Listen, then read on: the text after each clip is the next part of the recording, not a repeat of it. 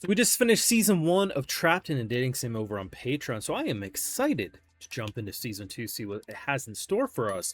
Do me a solid, make sure you leave a like on this video, share your support, subscribe, ring that bell if you haven't already, and of course, yes, Patreon, full live reactions, all these episodes and more. But let's jump into it, see what they have in store for us. Oh, true, we did kind of blow our load, now everyone knows what we're capable of. Like, half the characters still kind of look like what I'm used to. Like, his dad looks fine, but bro looks like a Snafu character. Ooh. Slapping his dick on the table. I know the law, bitch. Oh my god.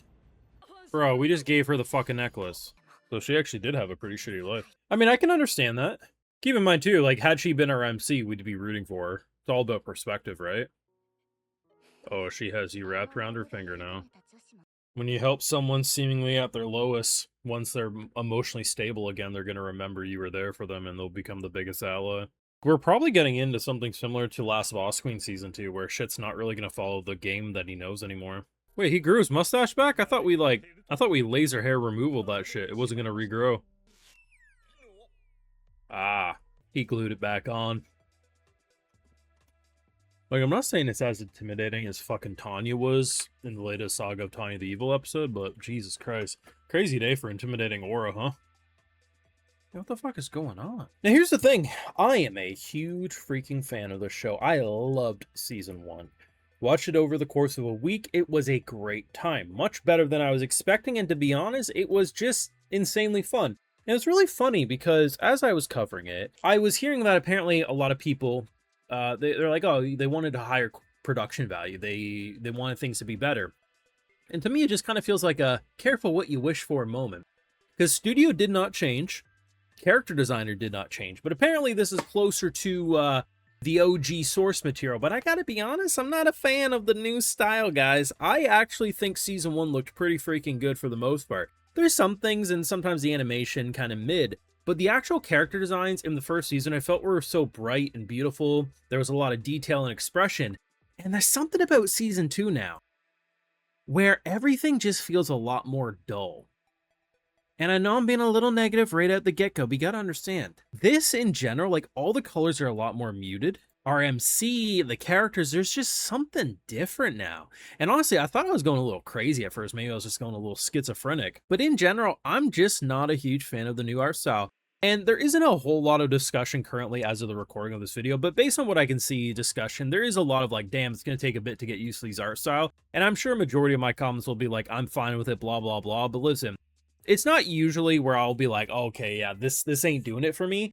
But even this, like, I felt like in season 1, the pretty boys, the princes, and the rich bastards, like, they had this, like, very Otome game, bright poppy aesthetic. Like, yeah, they were kind of cringy little assholes, but, like, you kind of got, here, it's just, I don't know, it just ain't doing it for me.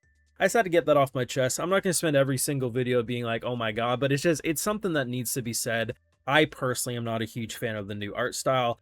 Is it enough for me to stop watching? No, but it is enough for me to be like, damn, I'm gonna have a hard time adjusting. Yeah. The best way I can describe it, though, is like the character designs now remind me of Snafu. Like my teen rom-com Snafu. It's almost like the author, instead of like wanting to continue on the direction they went with, which was kind of like an Otome game mixed with like a space military, it's like, okay, what if we just make a slice of life now and we make the art style look like that? Which is kind of funny.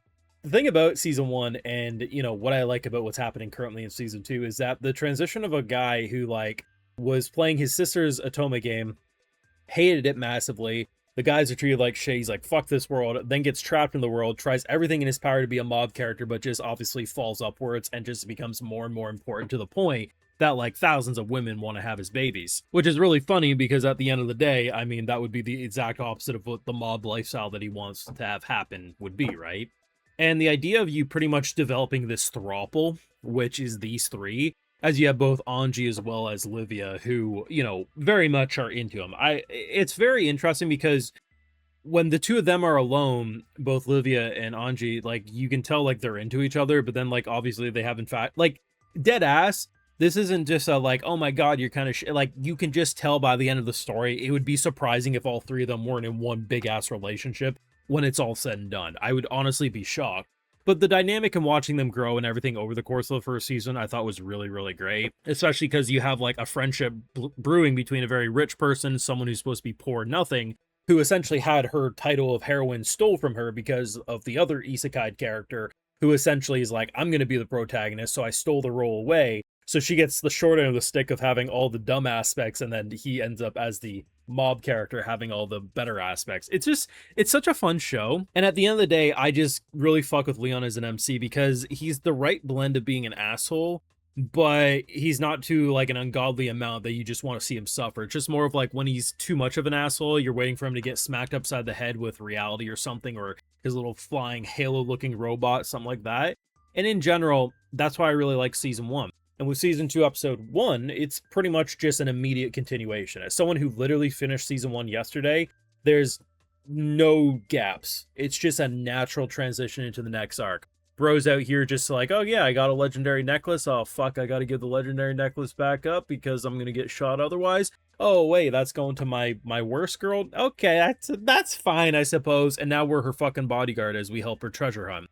It's very, very fun. And honestly, surprisingly, I can say with her specifically, she was an infuriating character, but not in a way that like, oh man, I was wishing for her death or her demise. It was just more of like, she was like a Looney Tunes Team Rocket level villain where like, she just continued to get screwed over because her pretty boys would be like, we spent $500,000 on this.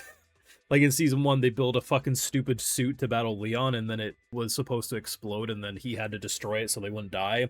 Or in this episode, they try to spend $500,000 because they're going to build her a statue that looked butt-ass ugly.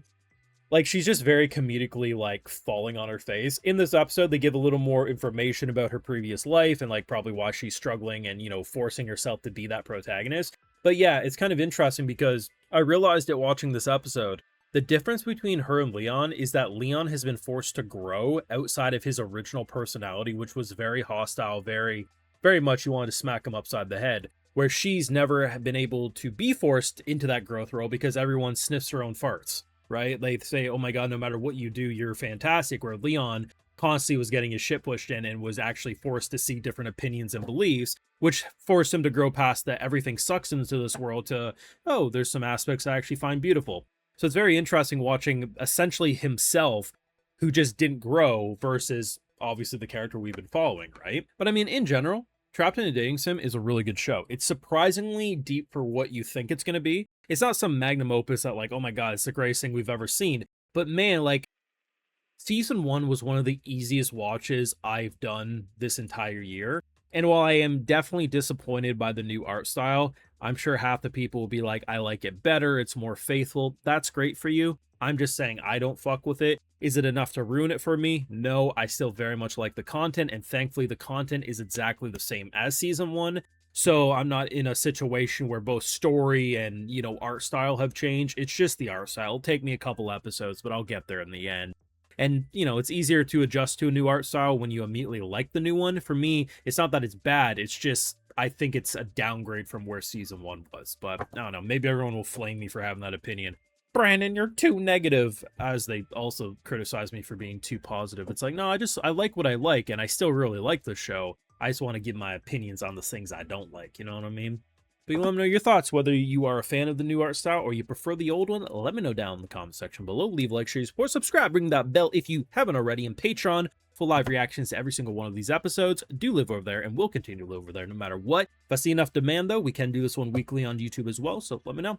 Anyway, if you're already over on my Patreon, I'll give you a video shout out too, because my patrons are what make these videos possible. So today we got Crazy Cards, Drew Stern, Coon Snatcher, Thomas, Wendy, Tykester, 2003, All Cats, Echo 5257, Corey M, and Time of Silver. So I appreciate the support, everyone. Please take care, and you'll have a good one.